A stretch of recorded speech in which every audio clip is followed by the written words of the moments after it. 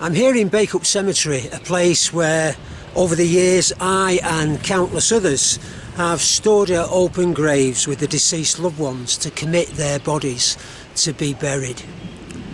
In our Western culture, and I would imagine from the experiences of most of us, when someone dies, the expectation is that there will be a period of some 10 to 14 days, or even longer perhaps, before the funeral service can take place, with the burial or the cremation of the deceased to follow. In the Middle East, and in particular in the Jewish tradition, at the time Jesus was on earth, burial would have taken place as soon as possible after death. With the climate and the heat in those parts, it was inadvisable that the deceased body was left for too long. Something that we see in the story of the death of Lazarus, when Martha is shocked when Jesus asks for the stone to Lazarus' tomb to be removed. After all, Lazarus had been dead for 4 days. Even in the coolness of the tomb, the stench would have been overbearing.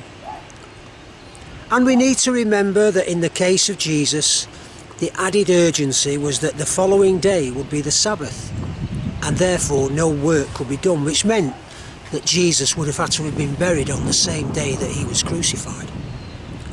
And so it was, that once it had been confirmed that Jesus was dead, his body was taken down from the cross and laid to rest as quickly as possible. In John's account of the burial, we have two main characters, Joseph of Arimathea and Nicodemus, and it's Joseph who approaches Pilate to ask his permission for the body to be taken away, a request to which Pilate agrees. It's interesting, isn't it, that the burial of Jesus is recorded in all 4 Gospels, but in each it's a very low-key affair.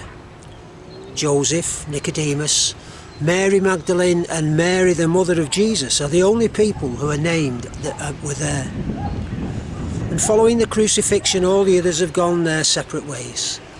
There is no crowd of mourners. There is no funeral service as such. Were any words spoken as the body was laid to rest? I hope they were, but none are recorded. In some ways it's not surprising that the Gospel writers play down the account of the burial, because the big headline news is just around the corner. The big news is about to come. In just a few days' time, the tomb will be found to be empty. But let's return now to Joseph and Nicodemus. Both of them were high-ranking members of the Jewish council. They were party to the goings-on amongst the council that had ultimately led to the death of Jesus.